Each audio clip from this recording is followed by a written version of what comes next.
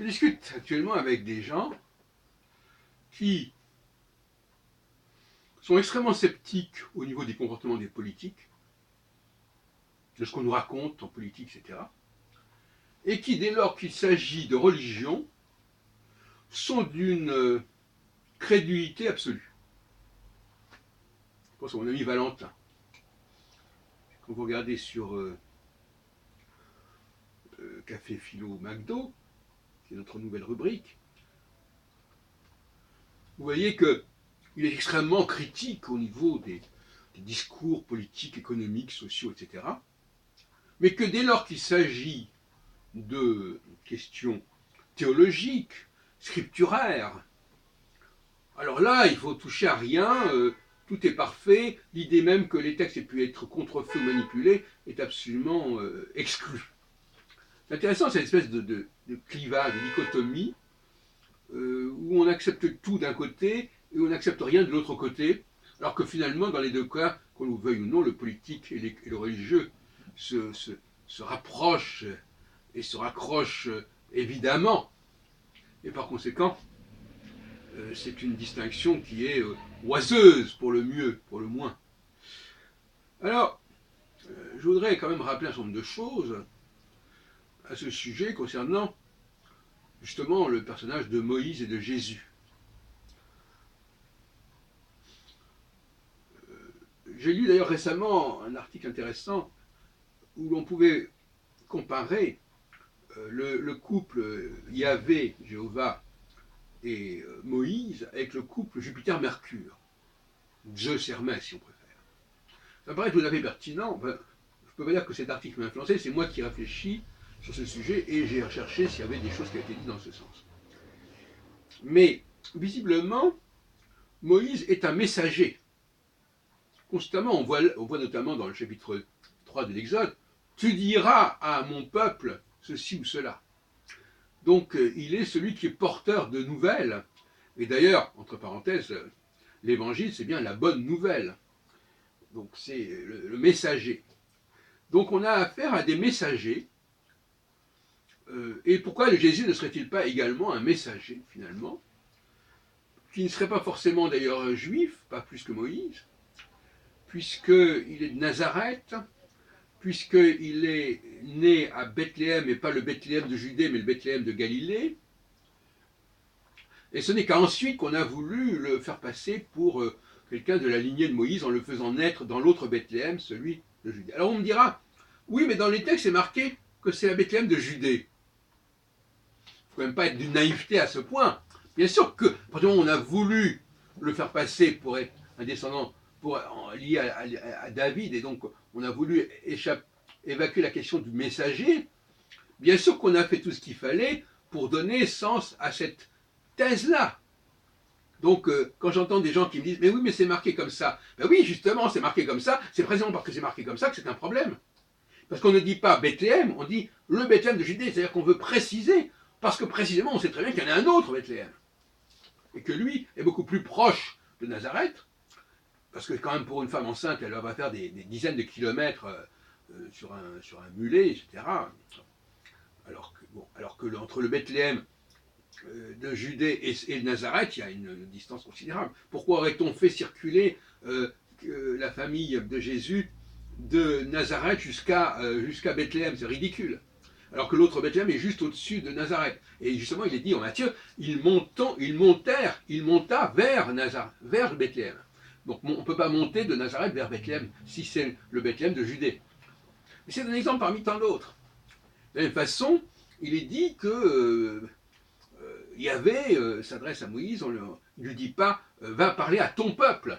Il dit va parler à mon peuple. C'est pas du tout la même chose.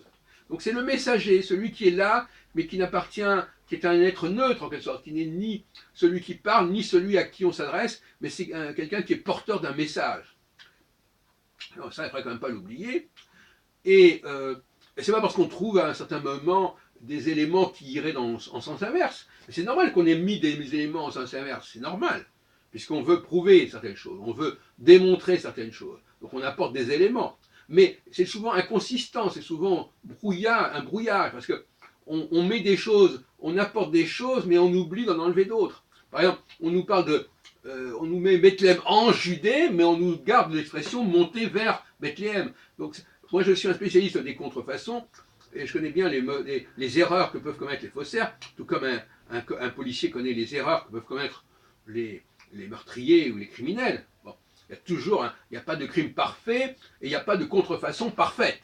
Bon, il suffit de voir les erreurs qui sont liées au fait que bon, bah, on ne pense pas à tout, on veut retoucher un texte, mais on ne le retouche pas totalement, on n'arrive pas à enlever tout ce qui pourrait faire problème, et donc ça reste, il y a des traces de l'état antérieur, qu'on le veuille ou non, c'est comme ça. Voilà. Et pour Nostradamus, je l'ai montré aussi largement, il y a eu aussi des contrefaçons, et là encore, il y a des gens qui veulent qu'on ne touche pas du tout au texte de Nostradamus, que les éditions qui ne sont pas revenues sont totalement intactes, etc.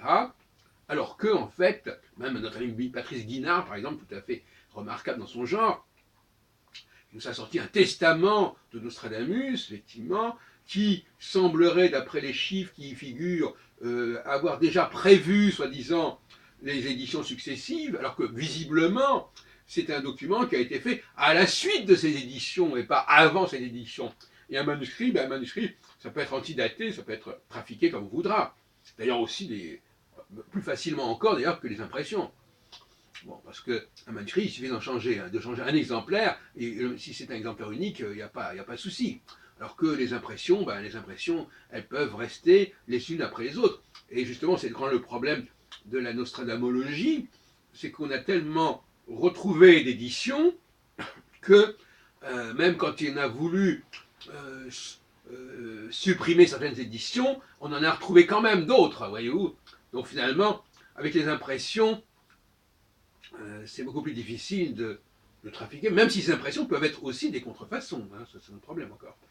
Mais dans le cas des documents scripturaires, évidemment, on n'a pas tellement de documents extérieurs au corpus, et par conséquent, il faut montrer les contradictions internes à ce corpus, et qui ne manquent pas.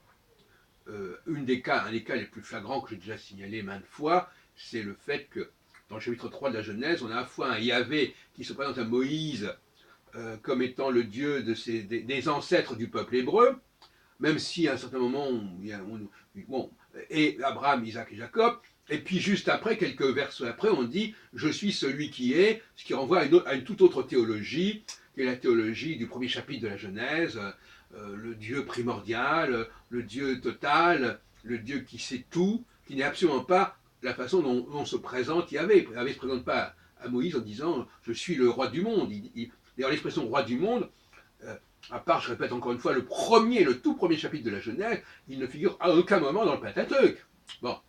Alors maintenant, dans les synagogues, on dit qu'il est le roi du monde, mais là, c'est quelque chose qui est totalement... Alors, bon, on peut parler d'un prophétisme mosaïque, d'un judaïsme mosaïque, pour désigner un premier judaïsme qui serait celui du Pentateuque, mais il est clair que cette expression est assez malheureuse parce que le judaïsme d'Abraham, c'est celui-là, le vrai judaïsme de l'Alliance, c'est pas le judaïsme de Moïse. Et les Hébreux n'ont pas attendu Moïse pour avoir un lien avec leur Dieu sans passer par la révélation du Sinaï. Là aussi, il y a une contradiction. Si cette révélation du Sinaï est la condition de l'Alliance, comment se fait-il que ce Dieu se soit jugé responsable et tributaire de cette alliance, conclue avec les patriarches plusieurs siècles plus tôt, s'il n'y avait pas déjà eu quelque chose de cet ordre-là au niveau... Alors, donc, quel est le contenu de cette alliance? Donc, finalement, là aussi, c'est trafiqué. Alors, le respect des lois qui sont révélées par l'intermédiaire de Moïse n'est pas fondateur du judaïsme et n'est certainement pas fondateur de l'alliance entre les Hébreux et Yahvé, puisque Yahvé se sent obligé par rapport aux Hébreux d'intervenir, alors même bien avant qu'ils aient reçu la révélation du Sinaï. Alors, il faut savoir, il y a un problème de chronologie qui ne colle pas. Et je terminerai en disant que si une des raisons pour lesquelles Moïse n'entre pas en Palestine, ben c'est justement parce qu'il n'est qu'un messager, il reste sur le mont Nebo, il n'appartient pas à ce peuple de Yahvé, et donc par conséquent, il est normal quelque part qu'il ne soit pas autorisé à y intervenir, même si on dit que c'est parce qu'il a fait telle et telle faute, en frappant plusieurs fois, etc. Bon. Mais ça, c'est secondaire. Le vrai problème, c'est que, pour moi, et je suis d'accord avec Freud, Moïse n'est pas un hébreu, même s'il y a cette légende qu'on revoit tout le temps, de cet enfant qui est mis,